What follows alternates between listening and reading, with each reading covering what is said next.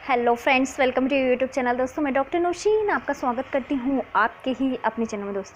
दोस्तों आज आपसे बात करने वाली हूँ कि जो भी हम खाना खाते हैं उसका डाइजेशन कैसे होता है और उसका एब्जॉर्प्शन कैसे होता है दोस्तों, क्योंकि खाना ही है जो हमें ज़िंदा रखने में मदद करता है। और खाने में हम कई तरीके की चीज़ें लेते हैं, हम कार्बोहाइड्रेट लेते हैं, हम प्रोटीन लेते हैं, हम वाइटामिन्स लेते हैं। तो जब तक अगर उसका एब्जॉर्प्शन सही तरीके से नहीं होगा तो वो आपको ना अंग लग पाएगा, ना आपको उससे एनर्जी मिल पाएगी। तो आज की मैं अपनी वीडियो में यही आपको बताऊंगी कि ये जो आपका फ्यूल है जो आपके लिए ज़रूरी है उसका डाइजेशन कैसे होता है। दोस्तों देखिए, डाइजेशन सबसे पहले डाइजेशन मतलब हम उसको पाचन कहते हैं, मतलब आपका हाजमा कैसे हो रहा है। डाइजेशन की जो प्रोसेस है स्टार्ट हो जाती है आपकी मुंह से। आपके जो दांत हैं सबसे पहले तो आपके खाने को काटने का काम करते हैं। ये काटना ज़रूरी है। आपको पता है जब भी आप कोई सब्ज़ी बनाते हैं, जैसे लौकी की सब्ज़ी बनाई, तो इतनी बड़ी लौकी आप पूरी की पूरी तो नहीं डाल देंगे अपने बर्तन में, उसको कट करेंगे ना। तो ये कटिंग प्रोसेस क्या करते हैं आपके दांत कटिंग प्रोसेस करते हैं। तो जब तक आप चबाते हैं तो हमारे होते हैं 3 सलाइवरी ग्लैंड यानी लार की ग्रंथियाँ। दोस्तों लार की ग्रंथि मतलब एक यहाँ होती है पैरोटिड ग्लैंड, एक यहाँ होती है सब मैंडिबुलर ग्लैंड, मतलब ये आपके जबड़े के नीचे। सब मैंडिबुलर ग्लैंड को हम सब मैक्सिलरी ग्लैंड भी कह सकते हैं। और एक होती है हमारी ज़बान के नीचे, उसको कहते हैं सब लिंगुअल ग्लैंड। दोस्तों ये तीनों ग्लैंड से मेनली पैरोटिड ग्लैंड से सबसे पहले निकलता है टाइलिन और डायस्टेस। टाइलिन और डायस्टेस क्या करता है दोस्तों, ये स्टार्च को पचाने में मदद करता है, जो कि मेनली जो आप खाने में कार्बोहाइड्रेट खाते हो, कार्बोहाइड्रेट को पचाने में मदद करते हैं टाइलिन और डायस्टेस, जो कि पैरोटिड ग्लैंड से निकलते हैं। बाकी जो है सब मैंडिबुलर और सब लिंगुअल ग्लैंड से निकलते हैं। दोस्तों लाइसोसाइम क्या करते हैं, एक नेचुरल सैनिटाइज़र होते हैं। दोस्तों मतलब सबसे पहले चेक कर लेते हैं कि जो आपने खाना खाया है उसमें कहीं कोई कीटाणु तो नहीं है, इसने जो खाना खाया है वो कीटाणु को मार दिया जाए, तो वो काम करते हैं लाइसोसाइम। और क्या होता है, एक म्यूलिन निकलता है जो आपके खाने को चिपचिपा बनाने में मदद करता है, मतलब एक नरम अच्छे से बन जाए। अब जब ये खाना जो मुंह में बनता है उसको कहा जाता है बोलस, राइट। अब ये खाना आपके पेट में जाने को तैयार है।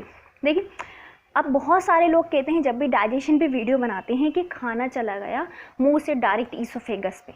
मुंह से डायरेक्ट ईसोफेगस में नहीं जाता है, मुंह से जाता है आपके फेरिंग्स में।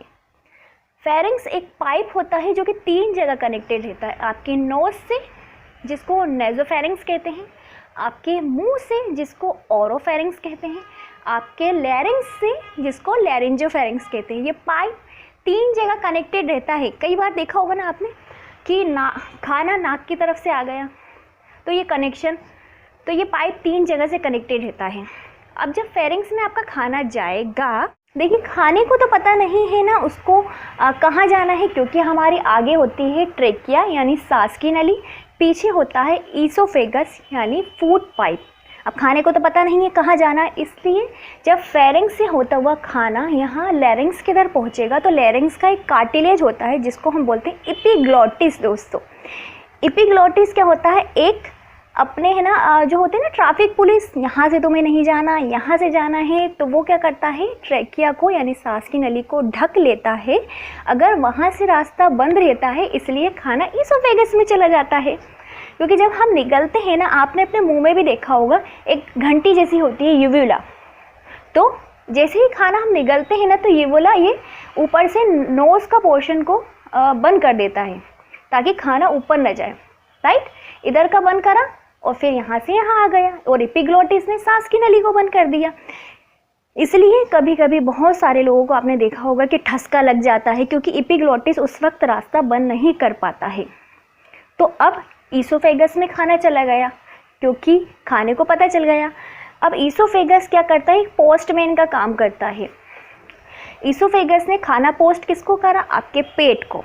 अब पेट को कैसे पता चलेगा कि खाना आ गया है, वो बताती है हमारी वेगस नर्व। मैंने क्रेनियल नर्व पे एक वीडियो बनाया है, वो आप चेक कर लीजिएगा। जो नसें होती हैं वो आपको महसूस कराने का काम करती हैं, सेंसेशंस का काम करती हैं। वेगस नर्व कहती है स्टोमक से हेलो हेलो खाना आ गया है मतलब कि जो भी आपके जूसेस हैं उसको निकालने का वक्त आ गया है। मैंने आपको क्या बताया था कि ऊपर मुंह से है ना स्टार्च का मेनली डाइजेशन करता है, यानी कार्बोहाइड्रेट जो भी आपने फूड लिए हैं वो मुंह से ही डाइजेशन उसका स्टार्ट हो जाता है, राइट। पर प्रोटीन का डाइजेशन अगर आपने प्रोटीन फूड लिया है वो मुंह से स्टार्ट नहीं होता है। प्रोटीन का डाइजेशन मेनली पेट से स्टार्ट होता है। नहीं, चबाना तो है, ऐसा नहीं है कि प्रोटीन आपने खाया बिना चबाए खा लिया, चबाना ज़रूरी है, चिपचिपा होना ज़रूरी है। अब खाना एंट्री हो गई, वेगस ने बता दिया स्टोमक को सिग्नल्स खाना आ गया है, तो पेट के 2 बल्ब जाग गए। 2 बल्ब कौन? गैस्ट्रिक ग्लैंड और पाइलोरिक ग्लैंड। गैस्ट्रिक ग्लैंड के अंदर क्या होता है, मेनली गैस्ट्रिक ग्लैंड की लोकेशन होती है fundus and body of stomach. क्या होते हैं गैस्ट्रिक ग्लैंड में? सेल्स होते हैं दोस्तों। पैराइटल सेल होता है जिसको हम ऑक्सेंटिक सेल के नाम से भी जानते हैं, वो हाइड्रोक्लोरिक एसिड यानी HCl सीक्रेट करते हैं कि अब खाना आ गया है तो उसमें हमको HCl सीक्रेट करना है। और ऑक्सेंटिक ग्लैंड यानी पैराइटल सेल क्या करते हैं, इंट्रिंसिक फैक्टर को भी निकालते हैं। इंट्रिंसिक फैक्टर जो होते हैं विटामिन B12 के एब्जॉर्प्शन में मदद करते हैं। गैस्ट्रिक ग्लैंड में ही एक और होता है पेप्टिक सेल जिसको हम चीफ सेल के नाम से जानते हैं, वो पेप्सिनोजन निकालते हैं। पेप्सिनोजन ये जो है इनएक्टिव फॉर्म है, जैसे ही HCl के कांटेक्ट में आता है यानी हाइड्रोक्लोरिक एसिड के कांटेक्ट में आता है ये जाग जाता है। हाइड्रोक्लोरिक एसिड का क्या काम है दोस्तों? हाइड्रोक्लोरिक एसिड का काम है जो सोए हुए एंजाइम है उनको जगाना और आपके जो कीटाणु जो लाइसोसोम से बच गए थे वो कीटाणुओं को मारना, मतलब और भी ज़्यादा कीटाणुओं को मारना और खाने को बिल्कुल अच्छे तरीके से मथ देना, तोड़ना, मरोड़ना, बिल्कुल नरम कर देना, एक काइम बना देना। जो काइम बनता है वो स्टोमक में ही बनता है और सारे सोए हुए एंजाइम को जगाना। जैसे ही HCl निकला, पेप्सिनोजन तो सो रहा था ना, GN जिस भी एंजाइम के लास्ट में होता है मतलब वो सो रहा है, there is a inactive form. जैसे ही HCl के कांटेक्ट में आया भाई जाग जाओ, तो वो पेप्सिन बन गया। और अगर आपने जो प्रोटीन फूड लिया है, चाहे अंडा लिया है, चिकन लिया है, फिश लिया है, दालें ली हैं, वो पेप्सिन क्या करता है, उस प्रोटीन को तोड़ने में मदद करता है, पॉलीपेप्टाइड फॉर्म में तोड़कर मदद करता है। क्योंकि प्रोटीन का ऐसे बनता है, अमीनो एसिड से मिलकर बनता है। प्रोटीन पर मैंने अपनी अलग से शॉर्ट बनाई है कि प्रोटीन क्या होते हैं, आप चेक कर सकते हैं। अब क्या हुआ, पेट में आपका खाना है, प्रोटीन टूट गया। अब HCl ना बहुत ज़्यादा एसिडिक रहता है। अब यही HCl अगर आपके पेट में बढ़ जाता है तो आपको हो जाती है एसिडिटी। अगर यही HCl जो है ना ईसोफेगस ने अपना रास्ता बंद कर दिया था स्टोमक में खाना छोड़ने के बाद, यही HCl अगर ऊपर की तरफ आ जाता है तो उसको कहते हैं गैस्ट्रोइसोफेजियल रिफ्लक्स डिसीज़।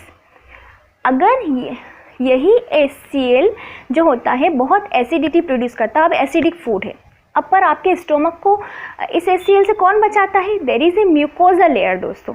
हमारे स्टोमक के अंदर इनर लाइनिंग में म्यूकोजा लेयर होती है, और म्यूकस लेयर होती है, वो HCl से हमको प्रोटेक्ट करके रखती है। कितना एसिडिक होता है HCl, और म्यूकोजा लेयर वहाँ से है ना एक प्रोटेक्शन करती रहती है ताकि आपके स्टोमक में कोई हार्म ना हो। अब अगर यही म्यूकोजा लेयर में अगर कोई बैक्टीरिया चला जाता है, कोई इरोजन हो जाता है, कोई डिफेक्ट हो जाता है, तो आपको हो जाता है गैस्ट्रिक अल्सर, क्योंकि म्यूकोजा लेयर टूट गई है और वो HCl डायरेक्ट आपके स्टोमक के कांटेक्ट में आ रहा है। देयर इज़ योर स्टोमक और ये लेयर है, अभी म्यूकोजा लेयर टूट गई है तो HCl डायरेक्ट स्टोमक में इरोजन कर रहा है, तो यही प्रॉब्लम कहलाती है गैस्ट्रिक अल्सर दोस्तों। तो आप समझ गए गैस्ट्रिक अल्सर क्या होता है। अब क्या होता है ना दोस्तों, ये अभी एसिडिक फूड है, अब क्या होता है, हमको इसको बनाना है, एसिडिक फूड तो एब्जॉर्ब नहीं होता है ना, हमको इसको बनाना है अल्कलाइन। अब खाना है छोटी आंत में जाने को रेडी है। छोटी आंत मतलब स्मॉल इंटेस्टाइन। स्मॉल इंटेस्टाइन 3 बहनों से मिलकर बनी है, ड्यूडेनम, जेजुनम और इलियम। ड्यूडेनम जो सबसे बड़ी बहन है ना, उसने सबसे दोस्ती करके रखी है, उसने स्टोमक से भी दोस्ती रख करके रखी है, सबसे पहले उसी के पास फूड आएगा। उसने लीवर से भी दोस्ती करके रखी है, उसने पेंक्रियाज से भी दोस्ती रखी है, मतलब सब इससे कनेक्टेड है ड्यूडेनम से। ड्यूडेनम पे एक ग्लैंड होता है बर्नर्स ग्लैंड दोस्तों, वो अपना एल्कलाइन फ्लूइड निकालता है ताकि आपका जो एसिडिक फूड है वो न्यूट्रल हो जाए, उसका पीएच नॉर्मल हो जाए और एल्कलाइन फूड हो जाए नॉर्मल हो जाए, राइट। और लीवर से निकलता है बाइल जूस और भी ज़्यादा चीज़ों को तोड़ने के लिए। बाइल मेनली क्या करता है, फैट को तोड़ने में मदद करता है, फैटी फूड को खाने में मदद करता है। अब क्या होता है, पैंक्रियाज से निकलते हैं दोस्तों एंजाइम्स जो कि आपके प्रोटीन को पचाने में मदद करते हैं। वो कौन कौन से एंजाइम हैं प्रोटीन को पचाने में मदद करते हैं? Trypsinogen, chymotrypsinogen, carboxypeptidase and proelastase. अब ये सारे एंजाइम मैंने क्या कहा था, सो रहे हैं, जैसे HCl के कांटेक्ट में आए नहीं, सब जागते हैं।